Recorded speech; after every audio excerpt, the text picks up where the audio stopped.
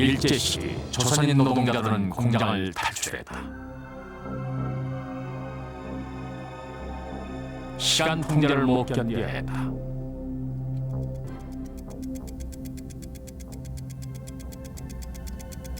고도 성장기, 장시간 노동에 맞선 죽음들이 있었다.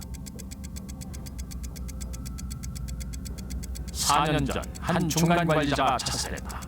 그에겐 시간이 없었다.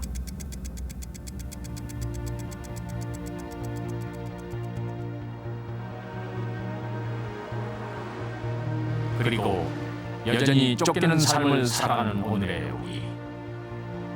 도대체 그 뿌리는 어디에 있나?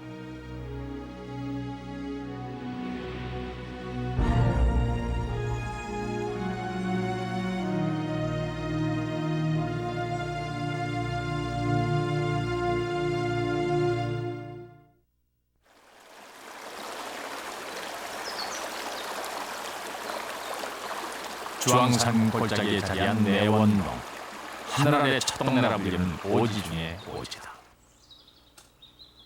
전기도 들어오지 않고 전화도 없다. 가장 가까운 마을도 1시간이나 걸어가야 있다.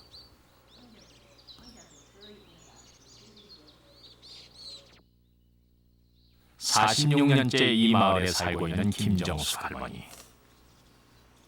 자식 셋이 모두 도시로 나가 살지만 할머니는 굳이 이곳 생활을 고집한다. 번잡한 도시보다는 이곳 생활이 몸에도 있고 마음도 편하기 때문이다. 전기가 들어오지 않는 오지에서의 곤궁한 살림. 눈에 띄는 살림살이도 문명의 흔적도 거의 없다. 틈틈이 캐말린 산나물들이 쌓여 있을 뿐이다.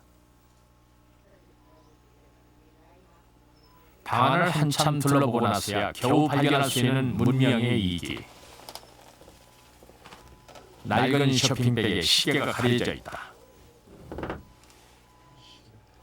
이미 멈춰선 지 오래인 듯 건전지가 녹이 슬었다. 취재팀이 이곳을 방문한 7월, 벽에는 5월 달력이 걸려있다. 할머니에겐 밭농사를 짓는 데 필요한 절기의 변화만이 중요할 뿐이다. 지금은 뭐 하고 무슨 농사를 뭘 하는 철이다. 뭐 그래 가을이면 가을, 여름이면 여름, 뭐 봄이면 봄. 예. 자연의 리듬에 따라 이루어지는 할머니의 삶. 시계를 보지 않고도 세월의 리듬을 스스로 조절한다. 시간을 짐작하는 방식도 나름대로 터득하고 있다. 일하는 거 보고 나지요. 일하는 거 보면은 일을 뭐 하면 언제 내가 몇골 몇시잖아. 이거 몇 시간 된다 하는 그것도 아지요. 예, 그것도 알아요. 다른 주민들이 사는 방식도 비슷하다. 소가 없어 사람의 힘으로 전기를 끌어야 하는 힘겨운 단일.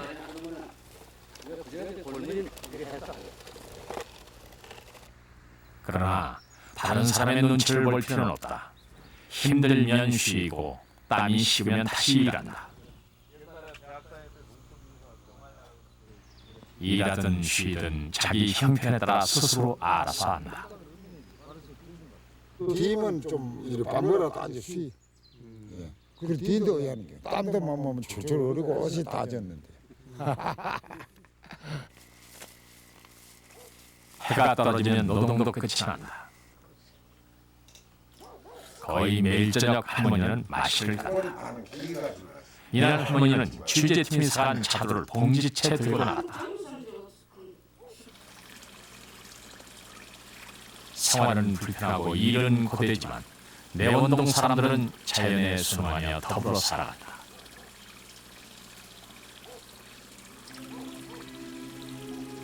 20세기 초까지 우리의 전통적인 삶 또한 그러했다. 일은 힘들고 가난했지만 시간에 쫓기지는 않았다.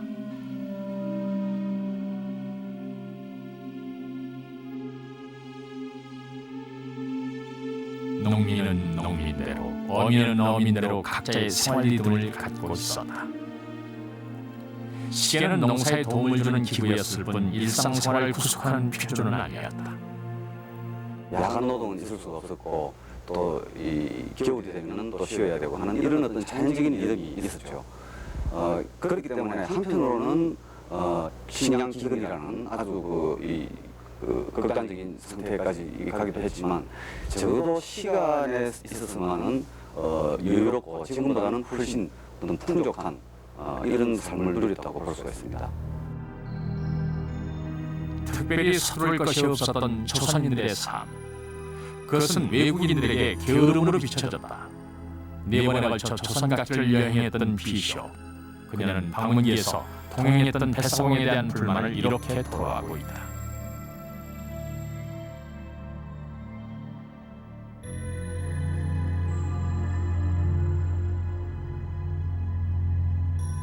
(20세기) 초 조선인과 서구인의 삶의 속도는 전혀 달랐다. 조선인들의 삶의 속도는 근대 문명의 도입으로 큰 변화를 겪는다. 근대 문명의 상징 철도. 그것은 새로운 시간과 함께 왔다. 시계판 위에서 일정 간격으로 나눠지고 바늘의 움직임을 통해 눈에 보이는 시간.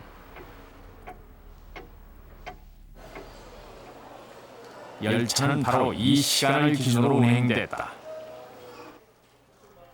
미리 표를 사고 출발 시간을 기다려야 했다. 정해진 시간이 되면 열차는 가차없이 출발했다.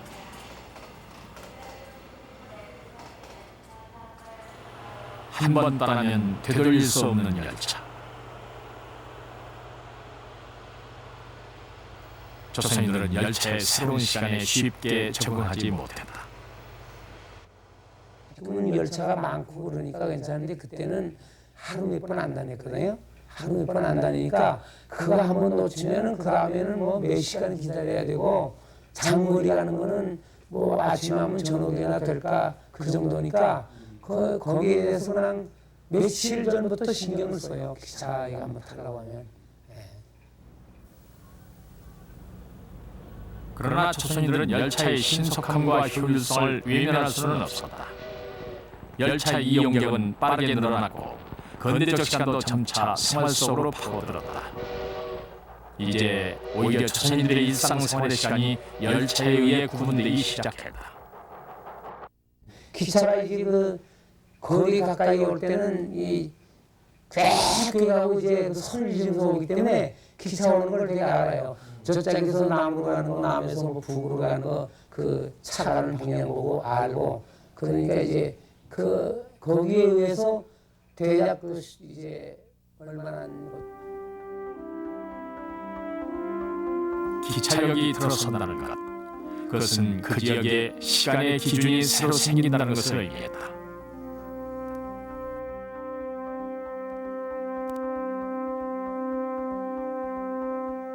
곳곳에 기차역이 들어서면서 농촌과 어촌의 시간은 더 이상 도시의 시간과 별도로 존재할 수 없었다.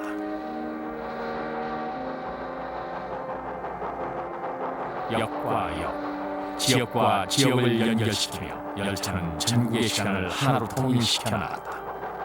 기차가 서울에서 부산까지 간다고 했을 때 여러 지방에서 각 철도역에서 기차가 서겠죠.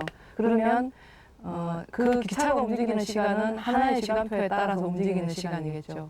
그래서 이전까지는 부산과 대전과 대구의 시간이 달랐어도 별로 상관이 없었다면 기차가 운행되는 시간표에 따르지 않으면 기차가 운행될 수 없고 각 지방에 사는 사람들은 기차를 탈 수가 없게 되는 거죠. 그런 면에서는 철도의 시간이 전국을 동일한 시간대로 통일시키는 역할을 하는 것이고 그것이 표준시로 성립된다고 할 수 있는 것이죠.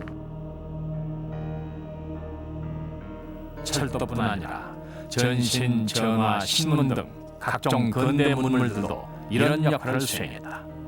모두 근대적 시간을 바탕으로 운영되는 것이었다.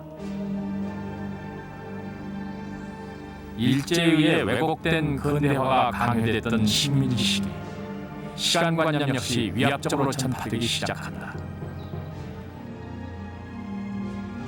낮 12시를 알렸던 오포. 원래 이 자리에는 조선식 오포가 있었다.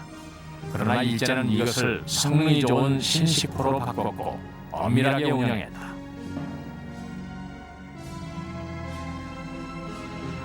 목포시청의 전담관리가 매일 쏘아 올린 오포는 지역 주민들에게 기초적인 시간관념을 주입시켰다.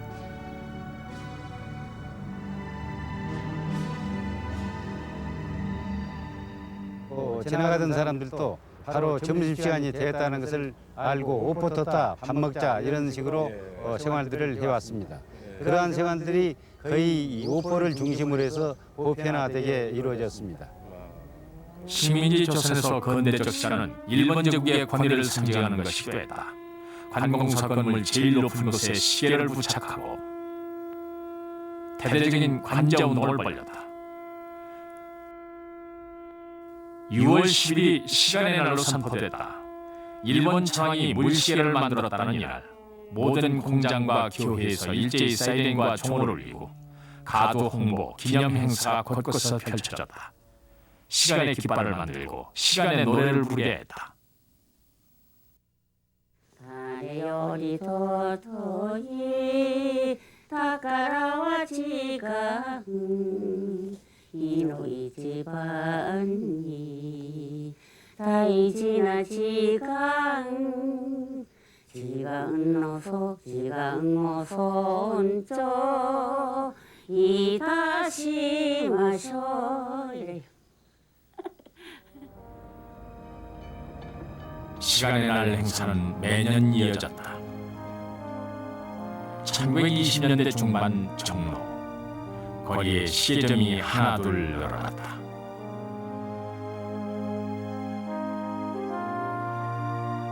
그러나 조선인들에게 시계는 아직도 사치품이었다.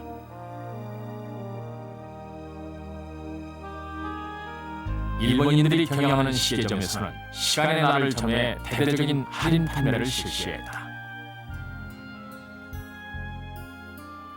시간을 지키면서 열심히 일을 해라라고 하는 그런 근대적인 행동 특성을 강조하기 위한 그런 캠페인의 일환이었습니다. 당시에 마사키라고 하는 일본인은 이것을 현대는 스피드의 시대다 또는 합리화 시대라고 규정을 했고, 이러한 시의 기념일이 이러한 시대의 시대정신에 부합하는 그런 기념일이라고 선전을 하기도 했지요. 그래서 다시 말하면 현대생활에서 시간이 얼마나 중요한가를 갖다가 대중들에게 인식시키는 장치이기도 했습니다. 대체 왜 그런 장치가 꼭 필요했을까? 광주시 임동의 일신방직.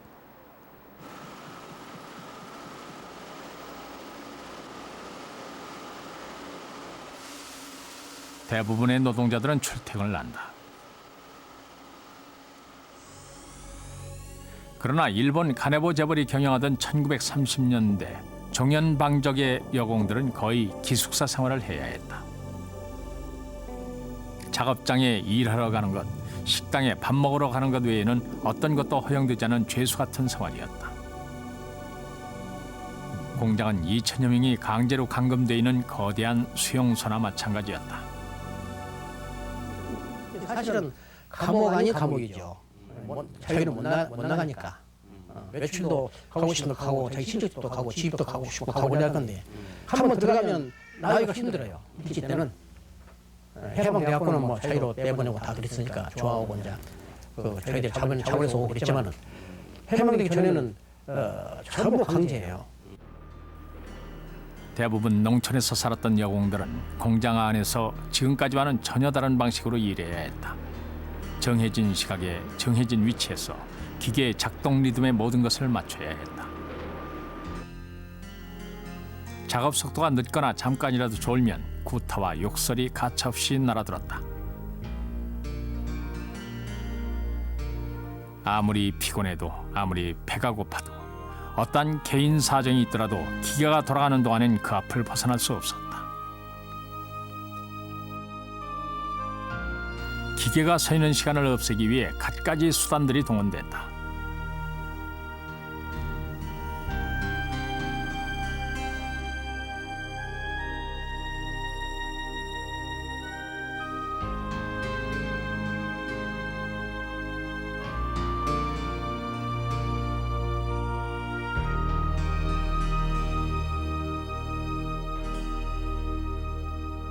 공장에서의 노동이라는 것은 대규모 공장에서 여러 대의 기계가 동시에 돌아가는 그런 노동이기 때문에 노동자들이 같은 시간에 공장에 와야 되고 같은 시간에 노동을 시작해야 되고 기계가 돌아갈 때 그 기계가 돌아가는 거에 맞춰서 다 같이 일을 해야 되니까 휴식 시간도 개인적으로 마음대로 택할 수 없는 것이고 그런 면에서는 공장에서 정해진 휴식 시간, 정해진 퇴근 시간까지 일률적으로 같이 일을 해야 되는 그런 노동이죠. 그러니까 그러한 노동에 적응할 수 있도록 사람들이 적응되지 않으면 공장을 돌릴 수가 없게 되는 그런 게 공장의 노동의 특성이라고 볼 수 있죠. 숨막힐 듯 조여오는 통제의 손길.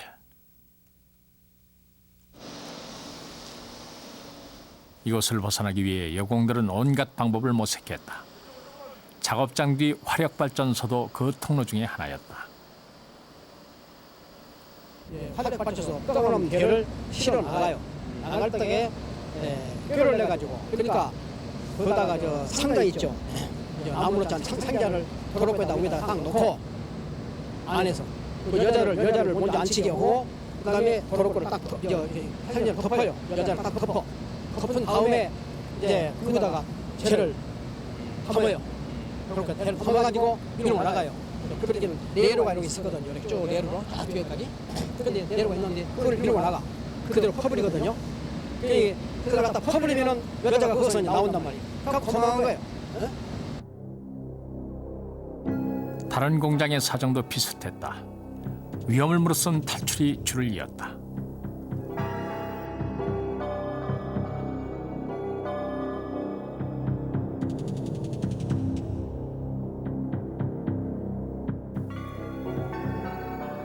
담을 넘는 데 성공하더라도 안심할 수 없었다.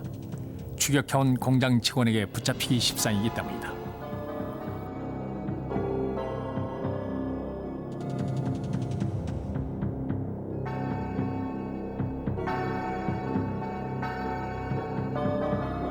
하지만 노동자들의 탈출은 계속됐다.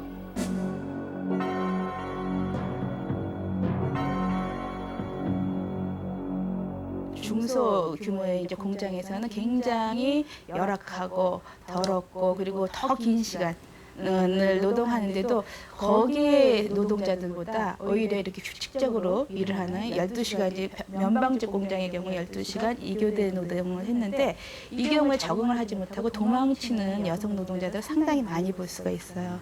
왜 도망치느냐 하는 것에 대한 당시의 분석을 봐도 시간 교일이라는 것이 여태까지 살아왔던 생활 습관과 너무 다른 것이기 때문에 적응이 힘들었다라고 이렇게 볼 수 있습니다. 공장 측은 감시를 더욱 강화해 탈출을 막으려 했다.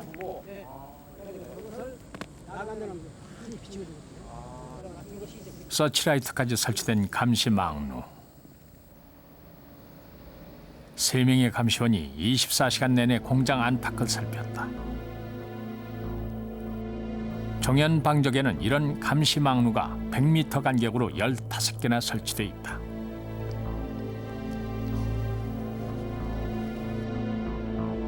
담장을 높이고 철조망까지 둘러쳤다. 공장 노동에 익숙한 노동자들을 만들어내는 것은 식민지 조선에 이식된 자본주의의 성패를 결정짓는 중요한 문제였다. 식민지 지배라는 것 자체가 크게는 어떤 제국주의의 자본주의적 그런 요구, 그다음에 정치적 군사적 요구 이런 두 가지 측면에서 이제 식민지 지배가 이루어지는 것인데 식민 통치에 있어서 그런 어떤 요구에 부응할 수 있는 인간을 만들어낸다는 거예요. 그게 굉장히 중요한 목적이 됩니다.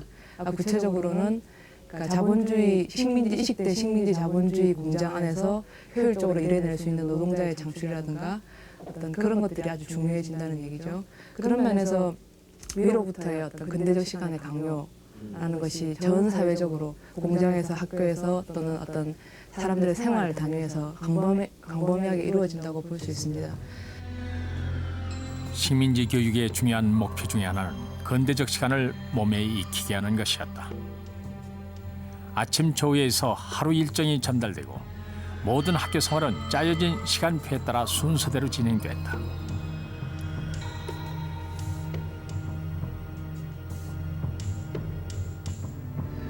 교사들도 시간에 꼭 맞춘 지도안을 짜야 했고 시간 엄수의 모범을 보여야 했다. 종을 치면 나가고 종을 치면 들어오고 통제가 돼가지고 선생님도 일정한 시간에 들어가고 나오고 하는 게 아주 시간이 엄수가 있습니다. 엄수가 기도안을 쓸 때도 그 시간 맞춰가지고 해요. 감독하는 사람도 그걸 굉장히 따집니다. 이 시간이 45분에 이 시간이 완이 되느냐, 준비단계하고 주단계에서 정리단계까지 3단계 완전히 45분 동안 맞춘다면 이걸 따지는 거예요. 시계를 구경조차 못했던 농촌 아이들은 교문을 들어서는 그 순간부터 엄격한 시간 규칙과 만났다.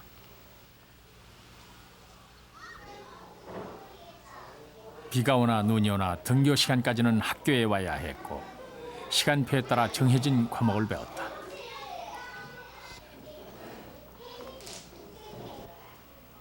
수업 시간에는 제자리를 지켜야 했고 화장실에 가려면 특별히 허락을 받았다.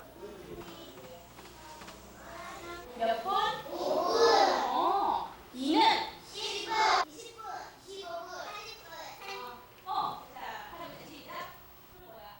주변에 시계가 거의 없었지만 시계 보는 법만큼은 철저하게 익혀야 했다. 심지어 시계 작동 원리까지도 배웠다. 그때 보면 선생님들이 마분지 두꺼운 볼과 이 뚜껑을 가지고 가시계를 만들어. 그때 교실마다 시계를 둘 만한 그런 전기가 못 됐거든. 학교 가봤자 학교 교무실에 시계는 하나 있을 정도인데 그래 그런 거 가지고 이제 와서 일에 실판에 걸어놔놓고 직접 선생님 돌려가면서 그렇게 배운 것을 알고 있습니다. 그래서 음악 1학년 후반기에 배웠다. 학교 생활을 통해 시간 규칙과 시간 관념이 아이들의 몸에 배어들었다.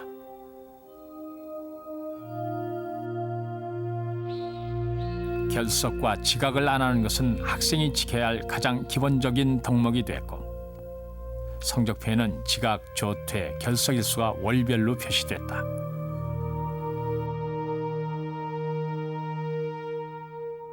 지각을 하지 않기 위해 아이들은 여러 가지 방법을 생각해냈다. 시계 있는 집 애들이 먼저 학교에 나갈 때 그 가는 길목에다가 돌을 하나 놔두고 가거든.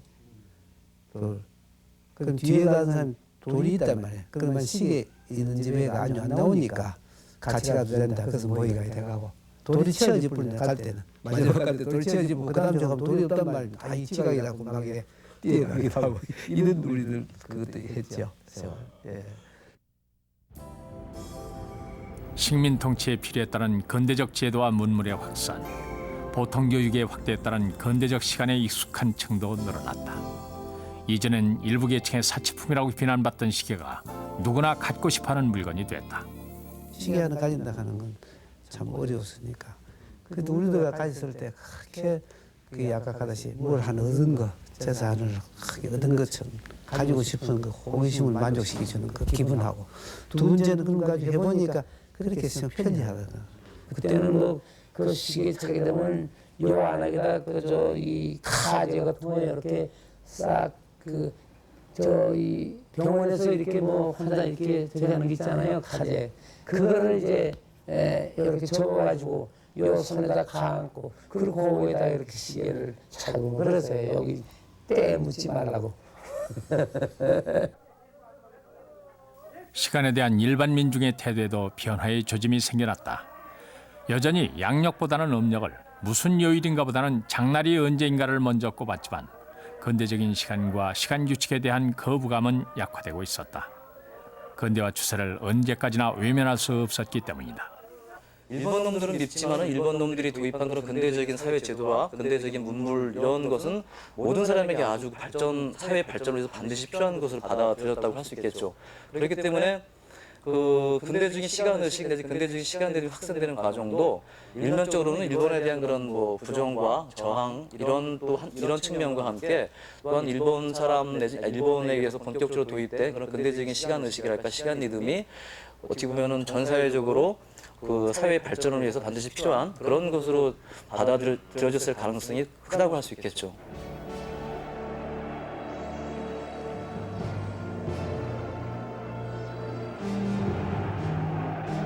(1945년) 전국이 축제의 분위기에 휩싸였다. 민중들은 일제에 의해 통제됐던 일상에서 해방된 기쁨을 만끽했다. 그러나 현실은 냉엄했다. 국토의 분단과 단절이 가져온 민족 경제의 위기, 민중들의 일상도 혼란에 빠졌다.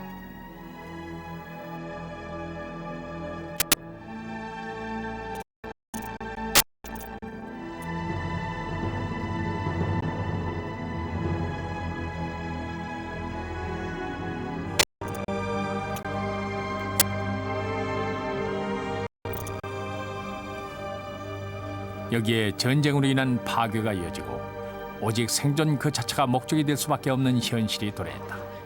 살아남기 위해서 이것저것 가릴 처지가 아니었다. 그 와중에 다시 근대적 시간관념이 강조되기 시작했다. 구원자로 등장한 미국에 의해서였다. 코리안 타임, 한국인들은 또다시 시간관념이 없고 느리다는 지적을 받아야 했다. 각종 원조를 무기로 미국은 그들이 가진 자본주의적 가치관을 심어나갔다. 주로 부드럽고 세련된 방식이 사용됐고 사람들은 자연스럽게 미국적 가치관에 동화돼 갔다. 한국인들은 일제 시기와 같은 거부감을 느끼지 않았다. 폭발적인 교육열 속에 당시 초등학교 학생 수는 200만을 넘어서고 있었다. 기상나팔로 하루를 시작해 취침나팔로 하루를 마감하며 엄격한 단체 생활이 이루어지는 군대. 군대는 학교를 다니지 못한 청년들까지도 근대적 시간과 규칙을 익히게 하는 통로였다. 군대의 훈련 과정은 속도와 정확성이 핵심이었다. 미군 교범을 토대로 사람의 동작을 하나하나 세부적으로 나눠 다시 시간순으로 배열했던 군사훈련. 그것은 공장 노동과 비슷한 면이 많았다. 학교나 군대를 통해서 바로 이 조직화된 조직사회, 근대화된 조직사회의 훈련을 겪게 되고 그것이 또 우리 사회에서의 아주 높은 교육열과 또 엄청난 그 급작스러운 군대 비대화와 맞물려서 산업화에 필요한 노동인력들이 노동시간에 잘 적응할 수 있는, 그리고 공장에서 일을 하다가 예를 들면 뭐 집에 온다든지 이런 식의 행동이 아니라 거기서 복종해야 된다는 것을 이렇게 습득을 하게 되죠. 우리도 어떻게 하든지 남과 같이 잘 살아가야 되겠다. 우리가 보다 더 자각을 하고 노력을 할 것 같으면 바로 그 바탕 위에서 경제 개발이 시작됐다. 가난에서 탈출할 희망을 찾던 한국인들에게 성취 동기가 부여됐던 60년대 초반. 이미 대다수의 국민들은 공장 노동을 충실히 수행할 준비가 돼 있었다. 잘 훈련돼 있고 값이 싼 노동력을 자산으로 수출 드라이브가 본격화됐다.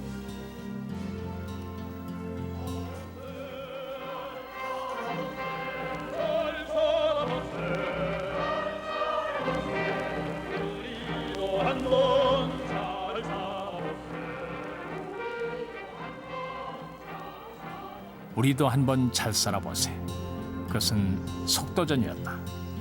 공사기간 단축, 속전속결, 빠른 것이 최고의 미덕이 됐다. 그 과정에서 발생할 수밖에 없는 부작용과 희생은 불가피한 것으로 여겨졌다. 일제 시기 탈출의 장소였던 공장. 한국인들은 이제 자발적으로 공장으로 들어갔다. 자신의 시간을 권력과 자본의 손에 기꺼이 맡겼다.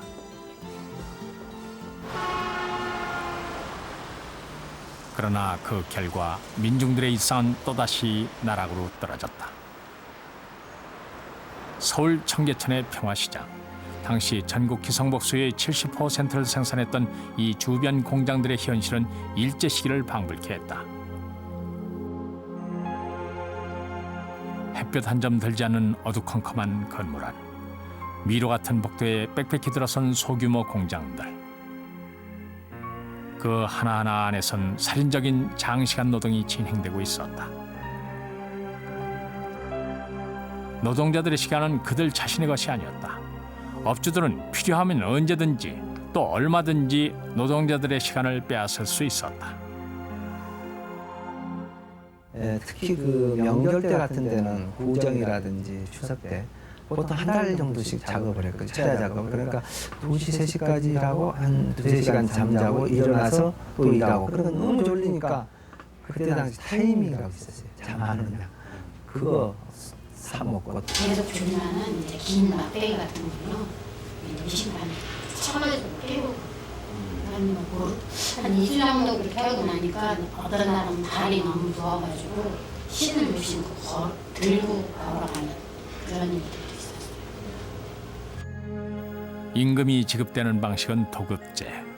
아무리 열심히 일해도 생계비를 대기엔 턱없이 부족한 수준이었다. 그나마 조금이라도 더 벌려면 일제 고성미싱에서 잠시도 한눈을 팔 수 없었다. 화장실조차 마음대로 못 갈 정도로 모든 시간을 저당 잡힌 노동자들. 인간 그 자체가 파괴되고 있었다. 도대체 몸을 쓸 수가 없는 거야, 늘어져가지고. 그런 걸 느껴보셨는지 모르겠는데 팔다리가 힘이 없어가지고 움직이기가 싫어져요. 그러니까 계속 또 잠만 자는 거야. 잠을 못 잤기 때문에. 그래서 노는 날은 아픈 날이라고 그랬어요. 보통. 그리고 그때도 한 달에 한 번 쉬었어요. 근데 안 쉬는 날도 많이 있었긴 했지만 쉬는 날도 꼼짝 못하고 집에서 다 있었습니다. 그래서 이제 심지어는 노는 날 없이 계속 일하는 게 건강하다고 그런 얘기도 할 정도였으니까요. 노동자들의 상황은 쉽사리 나아질 전망이 없었다.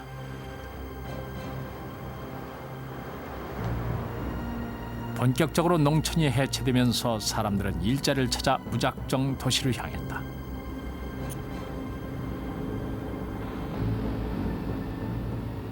숨가쁜 도시의 생존 경쟁 속에서 그들 중 대다수는 어떤 열악한 조건도 감수할 수밖에 없는 노동자의 삶을 살아야 했다. 60년대 중반 이후 노동자들의 수는 대폭 증가했다. 일자리를 가진 3명 중 1명이 노동자였다. 이들의 삶에서 자신을 위한 시간은 거의 허용되지 않았다.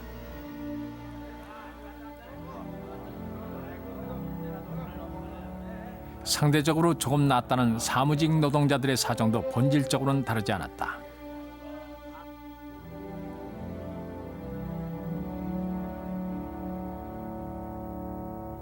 그 무렵 아내들은 남편을 하숙생 가장이라 불렀다.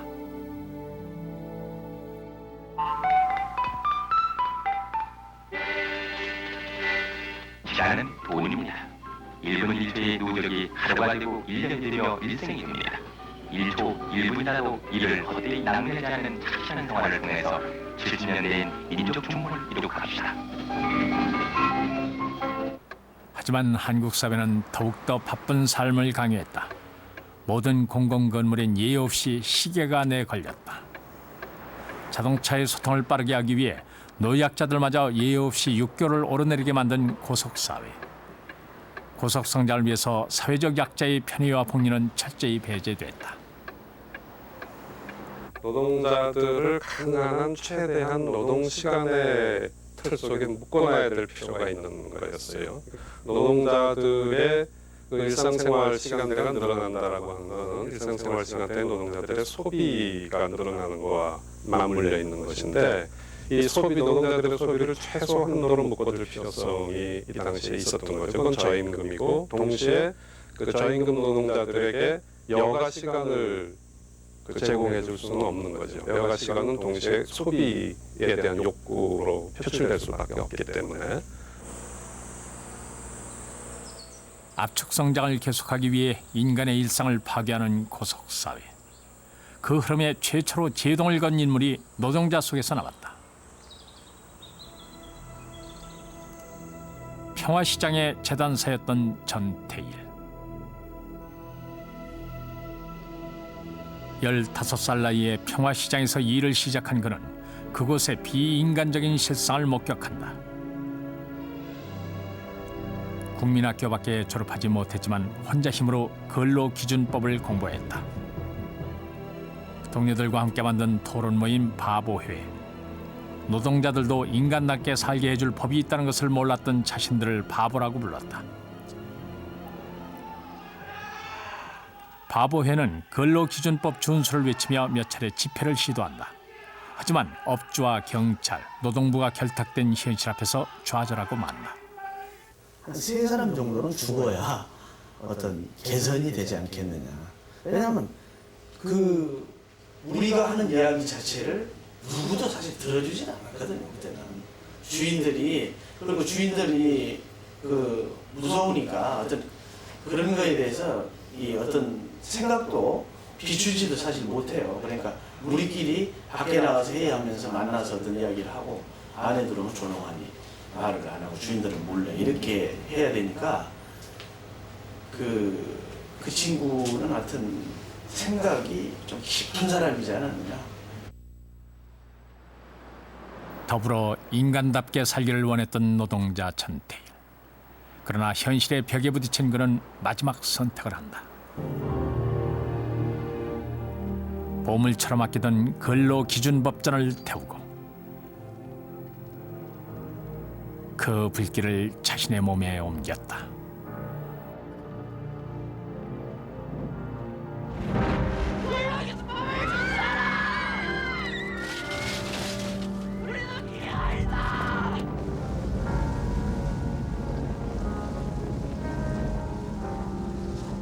그는 자신에게 남아있는 모든 시간을 자신의 삶 전부를 동료를 위해, 사회적 약자를 위해 내던졌다.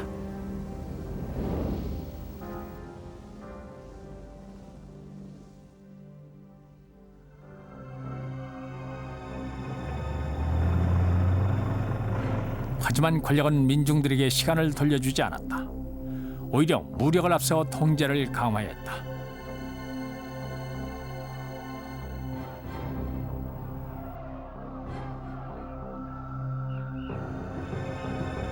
개개인의 세세한 일상까지 구속하는 병영 같은 사회. 학생들에게도 군사훈련을 시키고 머리조차 마음대로 못 기르게 했다. 시간도 개인에게 속한 것이 아니었다. 국가가 관리했다. 야간 통행 금지.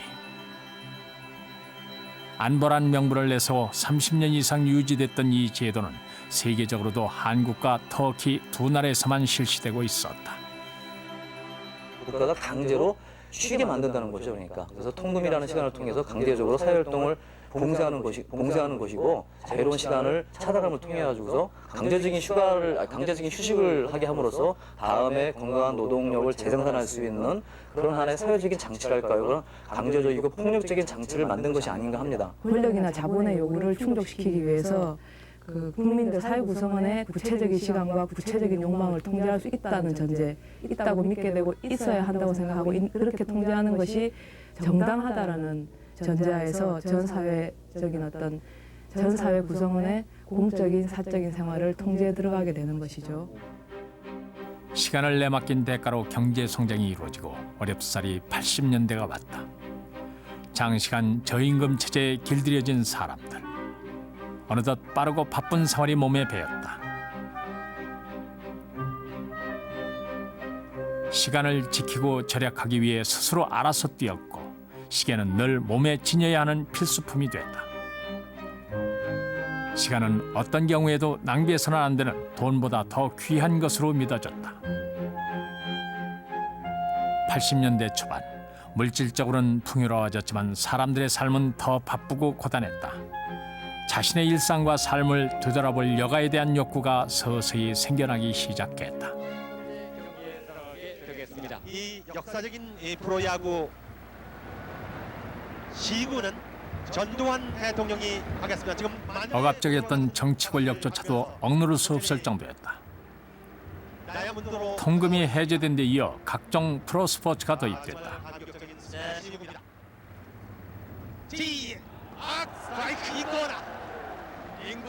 장시간 저임금 체제에 빼앗긴 민중의 시간이 일부나마 되돌려진 것이었다. 정통성이 취약했던 정권은 시혜라도 베푸는 듯 양보 조치를 취했다. 그러나 그 이면엔 이젠 자신의 시간을 갖고 싶다는 강렬한 요구가 있었다. 반면 노동 현장에서는 이러한 요구가 여전히 외면당하고 있었다. 80년대 중반까지도 자본의 논리가 노동자들의 시간을 철저히 구속했다.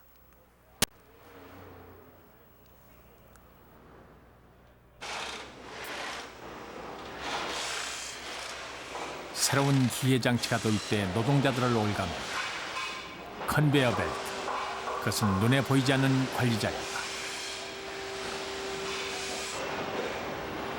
노동자들은 잠시도 멈추지 않고 돌아가는 자동화 기계의 속도에 몸을 맞춰야 했다. 고통스러운 적응 과정이 시작됐다.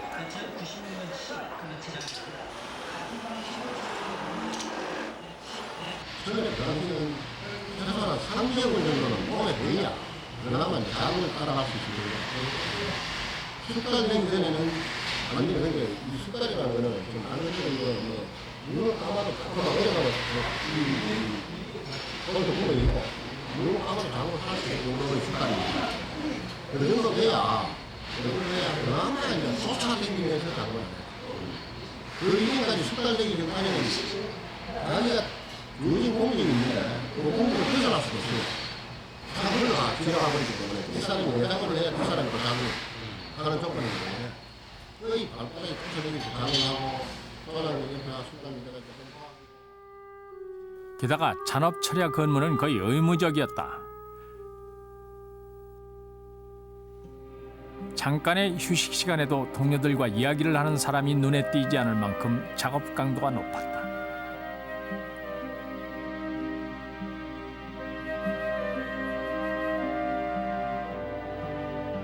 그때 당시에는 그 잔업을 하는 것을 기본으로 이렇게 생각하는 그런 분위기였고, 그때 당시에 이제 저희들 속에서 그 회자되는 얘기가 취미가 잔업이고 특기가 이제 휴일 근무고, 왜 그러냐면은 잔업을 당연히 하는 걸로 알고 있고 휴일 근무도 당연히 하는 걸로 알고 있었으니까.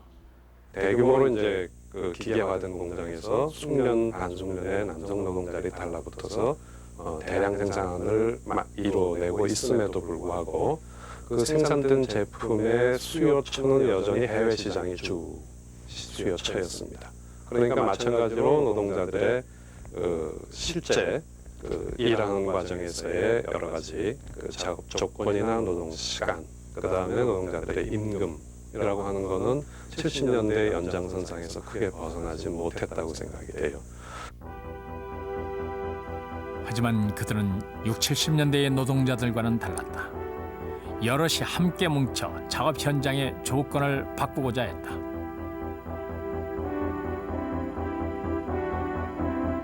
(87년 8월) 전반적인 민주화 열기 속에서 그들은 노동조합 설립에 나섰다.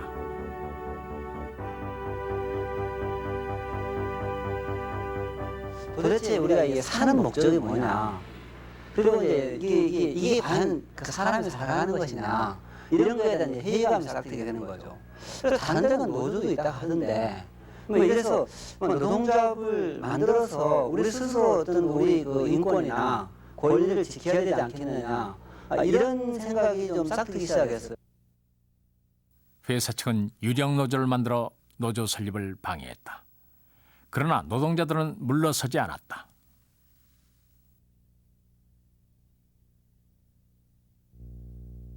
그리고 다음 날 엄청난 수의 노동자들이 모여들어 노동조합을 열렬히 지지했다. 정말 구름처럼 보이잖아. 일하다가 다 이게 사전에 계획되거나 충분히 홍보 수단이 있었던 것이 아니고 정말 어느 날 갑자기 이루어진 것인데, 일하는 사람들, 일하던 그 자재 박스 같은 거를 들고, 그리고 그날 또 여름이었기 때문에 막 소나기도 오고 그랬거든요. 그 비 다 맞아가면서 자청해서 뭐 이렇게 그 박스 조각에다가 막 구호 같은 거 쓰고, 이게 다 이루어졌어요. 그걸 보면서는 진짜 감동적이었죠. 회사 측과 맺었던 합의서 속에 담겨있는 노동자들의 요구 내용. 임금 인상에 이어 2번째부터 8번째까지가 모두 시간과 관련된 것이었다. 자기 시간의 주인이 되고자 하는 이들의 요구는 너무도 절박했다. 그 당시는 어떻게 노동조합 해본 사람도 없고 경험도 없고 무조건 조합원들 노동자들의 요구를 모아서 회사에 요구하고 관철시키는 그런 그 트렌드를 벌였는데, 그 처음에 한 가지 회사 측으로부터 양보를 얻어내고, 그리고 따르니까 엄청난 마음 속이고 뭐 그 당시 감격, 그런 눈물 흘리는 그런 분위기였죠. 그해 7월과 8월 전국을 뒤덮었던 노동자들의 투쟁. 그것은 인간다운 삶을 향한 외침이었다. 단순한 임금 인상 요구의 차원을 넘어서는 것이었다. 삼저호황이라는 호조건 속에서 경제적인 보상이 조금씩 주어졌다. 물질적인 여유가 생겨난 것이다.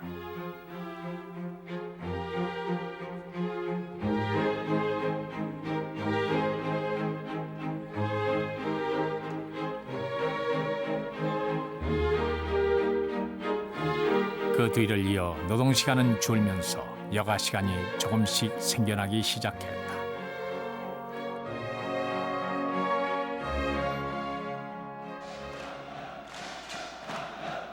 이러한 여유는 노동자들 말고 자신들의 사회적 의무를 자각하게 했다.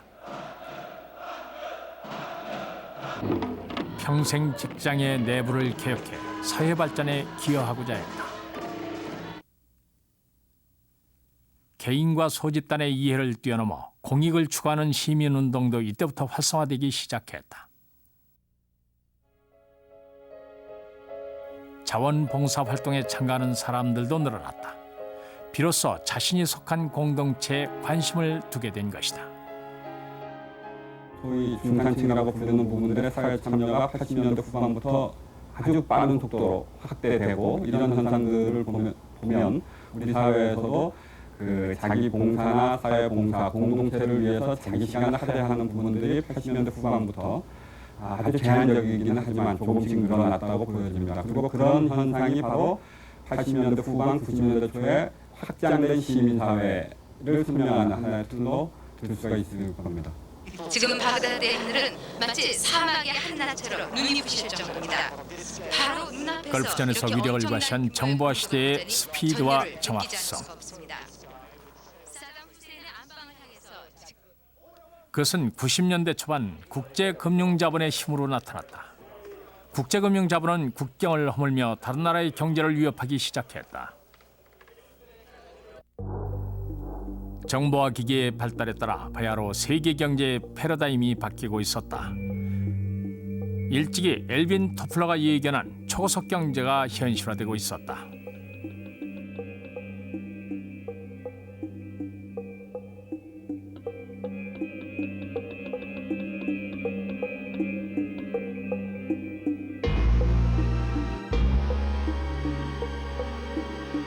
시간의 의미가 완전히 달라지고 있었다. 산업사회의 시간이라는 건 양적 개념이고 정보화는 질적 개념이거든요. 그러니까 산업사회는 8시간 일하는 사람보다 10시간 일하는 사람이 보다 많은 걸 만들어내니까 소득도 많아진다는 양적 개념이라면 지금은 상대방보다 빨라야 된다. 또 세계 최초로 개발해야 된다. 남보다 빠른 정보를 입수해야 된다. 그러니까 이거는 스피드 개념이고 질적 개념이지 몇 시간 일했느냐는 양적인 거하고는 관계가 없는 거죠, 사실은. 그러나 우리는 양적 시간 개념을 벗어나지 못했고 따라잡기식 압축 성장이 낳은 참담한 결과에 직면하고 있었다. 마치 폭격을 맞은 듯 거대한 백화점 건물이 폭삭 주저앉았습니다. 한국 경제가 뿌리부터 흔들리는 상황. 우리는 새로운 시간에 적응해야 했다. 1876년 최초의 전화 발명 알렉산더 그램벨. 1969년 인류 최초의 달 착륙 닐 암스트롱. 역사는 1등만을 기억합니다. 세계 인류, 우리 경제의 마지막 선택입니다. 그러나 본질적인 대응은 이루어지지 않았다. 출근 시간을 앞당겨 효율성을 높이고 시간을 초 단위까지 나눠 값을 매겼다. 노동자들의 휴식 시간까지도 돈으로 환산했다. 그러나 노동 시간을 늘려 생산성을 높이는 예전의 방식에서 본질적으로 달라진 것은 아무것도 없었다. 생산 현장에는 컴퓨터 시스템이 장착돼 작업 공정이 10분의 1초 단위까지 세분화됐다. 컨베이어 벨트의 회전 속도가 계속 높아졌다. 창의성을 발휘해야 할 노동자들은 오히려 육체적인 한계 상황에 내몰리기만 했다.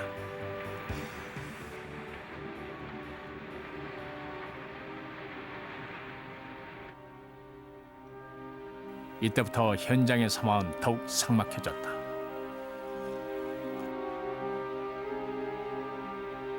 점심시간의 휴게실, 노동자들은 앞을 다퉈 점심을 먹고 휴게실에 와서 드러눕는다. 같은 한 시간을 일해도 피로가 예전보다 훨씬 심해졌기 때문이다. 소위 노동의 밀도를 높이는 신경영 전략이 빚어낸 현상이었다.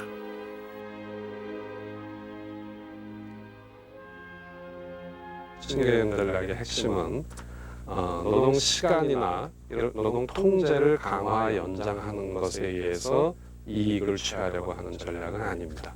예를 들면 동일한 노동 시간 내에서 최대한의 작업 효율성을 높여야 되겠다라고 하는 게 그 목표입니다. 노동자 상호 간의 경쟁도 계속 부추겨졌다. 개인별 근무 기록들을 집계해서 공개하고 인사 고과에 반영했다. 성과급을 도입해 임금을 차등 지급했다.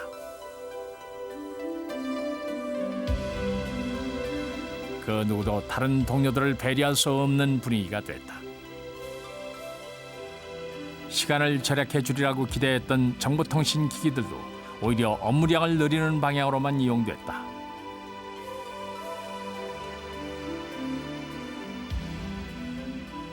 전에는 업무를 쓰면 가지고 직접 사람이 가서 전달하거나 움직여야 되고 그런 틈새 시간들이 있었죠.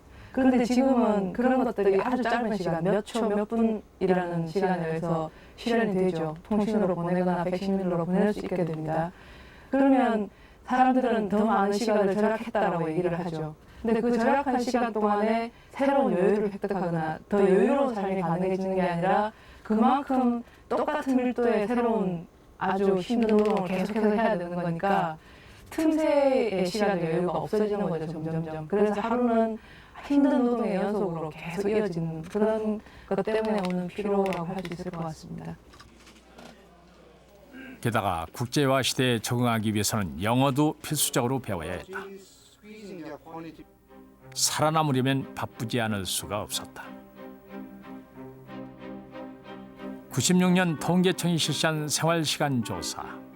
무려 80%가 시간에 쫓긴다고 응답했다.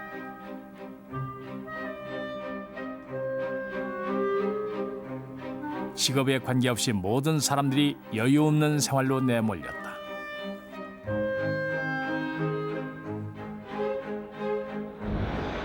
그리고 1년 후 IMF 위기가 닥쳤다.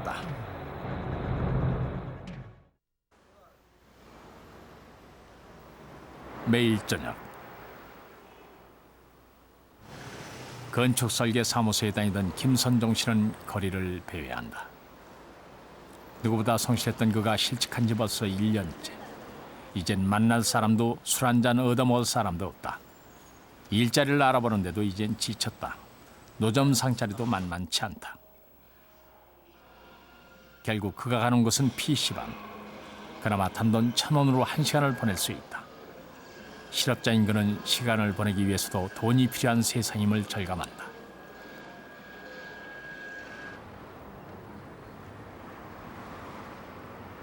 하루 24시간 중에 그가 마음대로 쓸 수 있는 시간은 단 1분도 없다. 차라리 몸이 상할 정도로 바빴던 그 시절이 그립기만 하다. 그에겐 시간 자체가 고통이다. 이 일이 좀 빨리 갔으면 좋겠어요. 진짜 너무 힘들어요. 올해는 너무 힘들어가지고 어떻게 아예 이 해는 생각하고 싶지는 않아요. 이 해는 진짜 너무 힘들어서.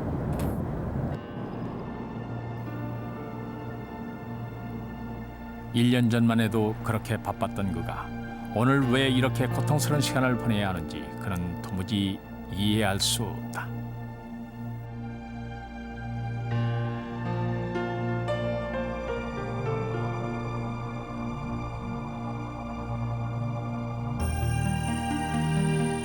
전 우리는 자연의 시간을 살았다. 그러나 근대가 시작되면서 시간에 몰두해야 했다. 시작도 없고 끝도 없으며 완성도 없이 계속 나가야 하는 근대의 시간. 그런 시간이 우리의 일상으로 들어오는 과정에는 극심한 고통과 시련이 따랐다. 분단과 전쟁이 가져다준 빈곤 속에서 시간의 통제와 압축만이 유일한 대안이었다. 우리는 기계가 아니란 절규는 고속사회의 뒤안길로 흩어져 버렸다. 우리는 그렇게 80년대의 풍요를 얻었다.